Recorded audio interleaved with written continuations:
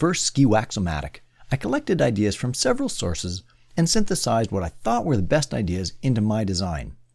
After building a couple of them this way, I decided there were definitely areas I could improve, so I set about revising my own design.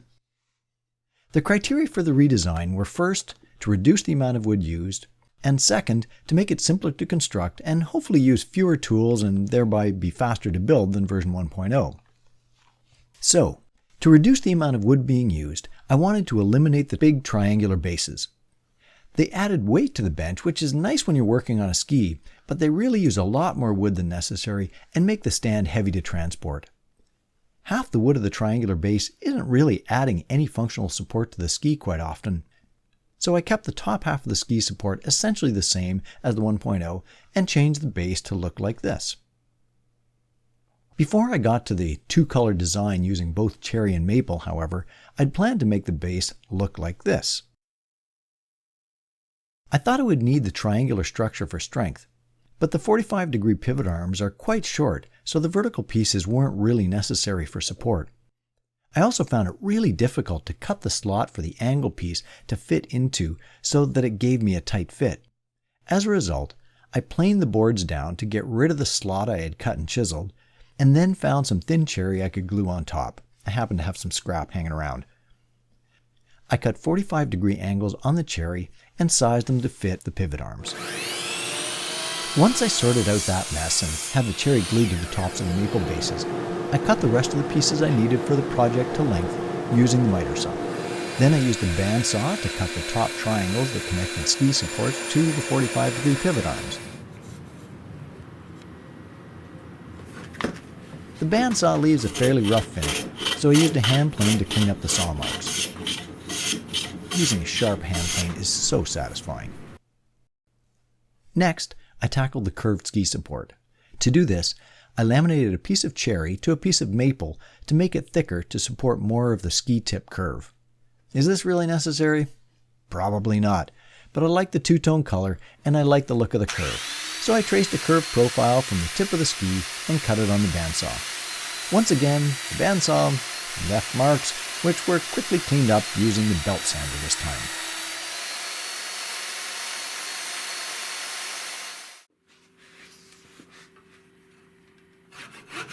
I cut slots in the pivot arms using the dado head on the table saw, but you could probably hand cut them if necessary.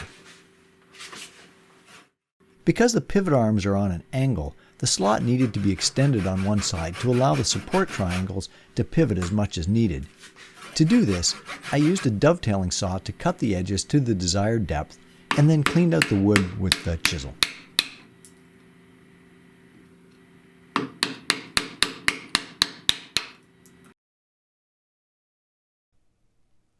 I cut and sanded pieces for the center binding lock. The base is cherry, and the arms are made from some slightly triangular cutoffs of maple that I had.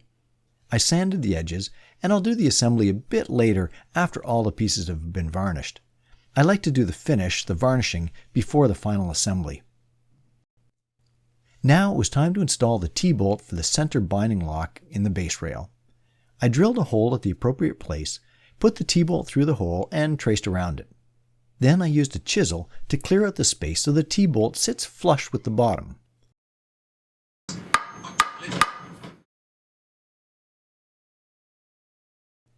After that, I found a nail that was approximately the right diameter for my binding to lock onto, and used a hacksaw to cut off the head and then filed both ends to clean them up.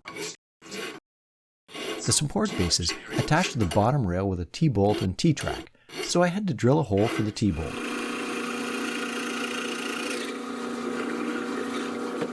I also drilled holes and countersunk them so I could put 2 screws through to hold the angled pivot arms in place.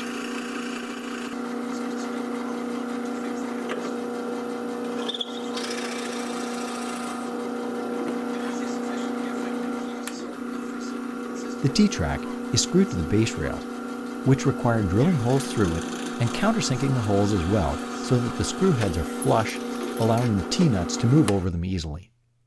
I used a larger drill bit to do the countersinking in the metal. I also used a larger bit to take off the burrs on the bottom of the holes. With that done, I could attach the T-track to the base rail. With the base in place and the knob on top of the T-bolt, everything seems to be working well.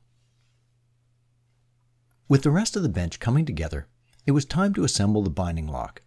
I dry fitted everything to make sure it was going to work, and then glued the pieces and put in a screw to make sure the arms wouldn't come loose when the knob was tightened down.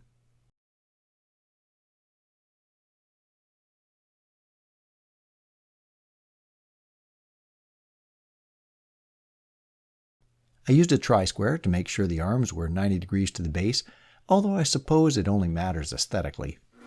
The top supports where the skis rest are connected to the triangular cherry by screws, but I also cut a slot in the bottom of them using the dado head on the table saw.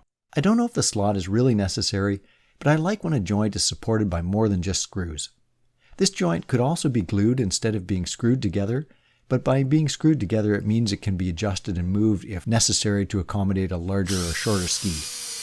The screw holes were drilled and countersunk so that the screw heads would sit just below the surface, and I screw the tops onto the triangles. The final step for the ski supports was to spread contact cement onto the top of them and on the cork, and then join them together.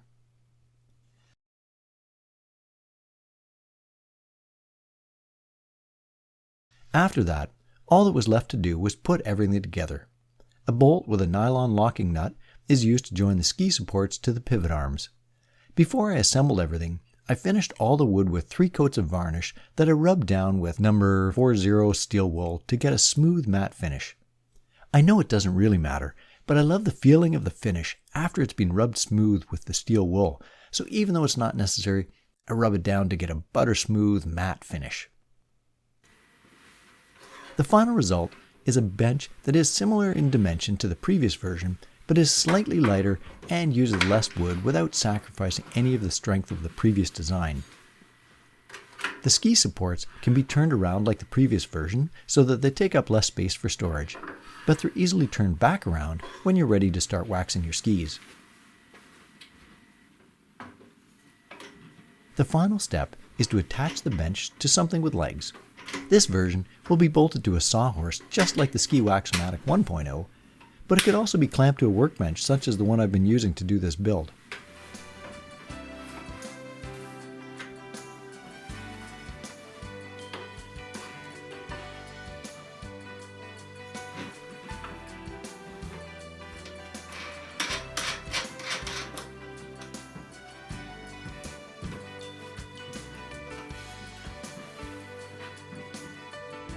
That's how I built version 1.1 of the Ski-Wax-O-Matic. I've already started working on another design which uses even less wood and fewer tools again. So if you're interested, like and subscribe so you hear about it when it comes out. Thanks for watching. Have a great ski!